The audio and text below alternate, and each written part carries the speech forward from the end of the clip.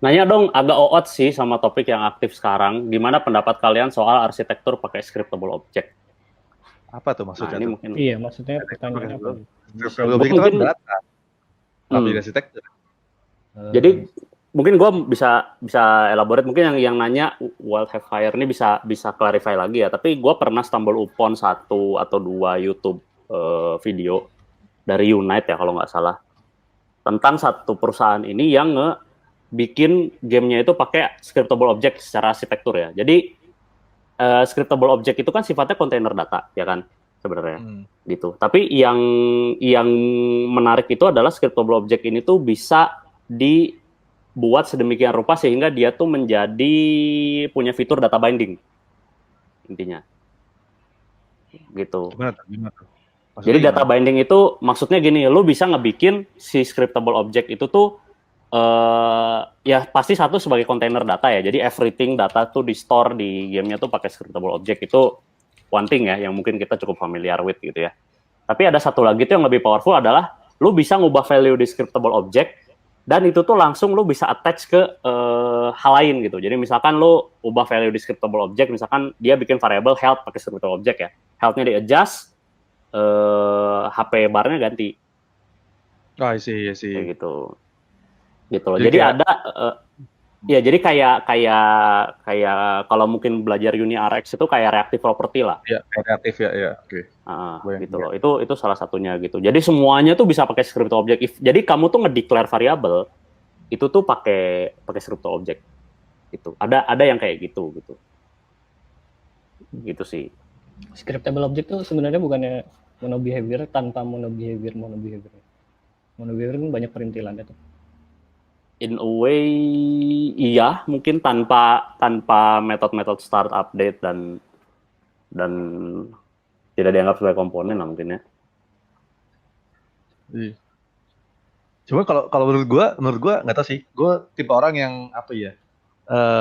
Lu apa ya? Gue lebih suka keep it simple gitu kan. Jadi menurut gue itu tuh jadinya tuh lu tuh kayak apa ya, muter-muter ngakalin sesuatu yang nggak intention dipakai buat kesana gitu kan. Nanti pasti ada trade off-nya kan. Soalnya kalau menurut gue ya, mungkin lebih ke definisinya dia terhadap arsitektur ya. Kalau misalkan itu tuh dipakai apakah cara gue komunikasi data segala macam gitu, itu mungkin sebenarnya bisa aja kan, karena kan dia data container lu bisa passing around kan segala macam.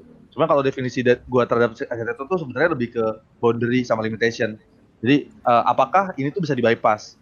Kalau misalkan lu bilang arsitektur tapi semua orang bisa nge-bypass, menurut gue ya itu namanya lu nggak ada arsitektur gitu. Itu menurut gue ya. Nah, karena scriptable object ini apa ya, by defaultnya sebenarnya open gitu kan, makanya mungkin gue ini ya, gue lumayan obsesi kepada apa ya, aturan gitu ya. Jadi kalau karena itu open gitu aja, menurut gua itu tuh sebenarnya bukan arsitektur, lebih ke mekanisme aja, mekanisme yang orang bisa pakai kan. Kan case ya kan dulu kan ada juga kan yang discuss kan kayak ini gua bikin kelas static class, gua bisa passing data gitu kan.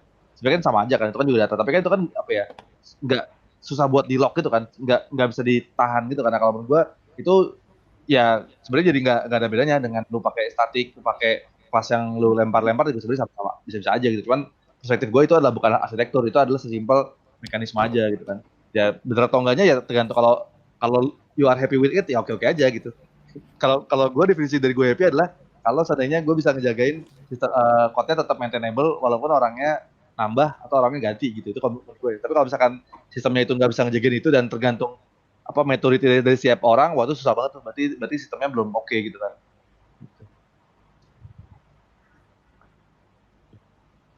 Sih. Oke, dari Aras mungkin? Kurang menangkap maksud pertanyaannya sih, maksudnya arsitektur like scriptable object itu seperti apa? Soalnya kalau gue biasanya pakai scriptable object cuma buat asin data yang harus dipakai sih. Jadi terserah lu mau modelin data mau pakai scriptable object, JSON, binary langsung atau apapun ya bebas-bebas aja. Oke. Ya. Ini tadi gue sempat googling sebentar dan itu link yang dimaksud lah tadi. Jadi kalau gue lihat tadi secara sekilas tuh scriptable object itu kontainer data gitu, tapi bisa dalam tanda kutip diakalin buat nge-broadcast Unity event gitu. Jadi Unity event itu bisa kayaknya ya script object-nya tuh bisa di attach ke Unity event. Jadi semua action yang ada di gamenya tuh drive sama scriptable object itu gitu. Nah kalau komentar dari gue sendiri mungkin mirip sama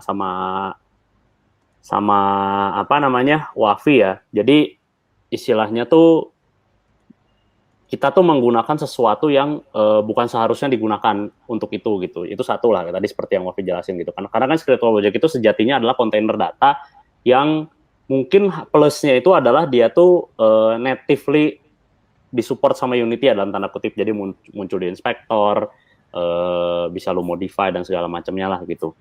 Even lo bisa tambahin custom editor dan lain sebagainya gitu kan. Gitu. Itu yang di-intention sama Unity gitu. Tapi yang menjadi mungkin sedikit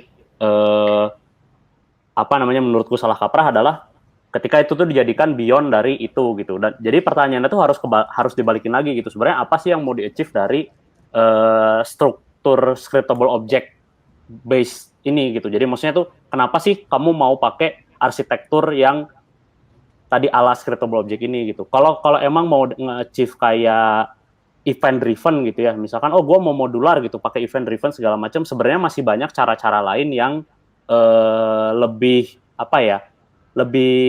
secara struktur tuh lebih baik gitu. Misalkan ya udah kita belajarin aja cara pakai delegate, event, action, anonymous method, lambda expression dan lain sebagainya gitu. Daripada kita menggunakan sesuatu yang not intended to itu gitu loh. Karena kalau kita menggunakan scriptable object contohnya gitu, bukan seperti yang diinginkan, pasti nanti ada ada side effect-nya gitu loh istilahnya. Batunya yang kesandungnya di ujung-ujungnya. Ya, jadi kayak ujung-ujungnya, nah yang ini mungkin kurang begitu favorable adalah kita jadinya harus mengikuti kaidah si scriptable object ini gitu loh. Kan dia punya limitation pasti gitu. Salah satu contohnya limitationnya it's a little bit tricky buat convert dia ke data form lain gitu. Istilahnya, atau dia cuma support data-data yang bisa di-serialize gitu kan istilahnya gitu. Kalau kamu mau nge-broadcastin dictionary misalkan, itu kan nggak natively di-support sama di-serialize sama Unity ya gitu. Jadi kamu juga tetap nggak bisa pakai kan gitu istilahnya. Jadi pasti ada limitation tertentu. Nah, jadi yang harus dibalikin lagi adalah kayak kenapa sih kamu mau meng-achieve itu gitu loh. Dan apakah memang scriptable object based arsitekturnya adalah solusi terbaik dari itu? Nah, mungkin kita harus balik ke situ sih. Gitu. Problem yang di-solve apa gitu kan? Apakah ini cocok atau enggak gitu. Ya sebenarnya in a way maksudnya kalau bisa nggak pakai scriptable object kayaknya kalau menurut gue lebih bagus. Soalnya kalau lu terikat sama scriptable object itu lo jatuhnya kayak cuma learning buat di engine Cam 2 aja sih.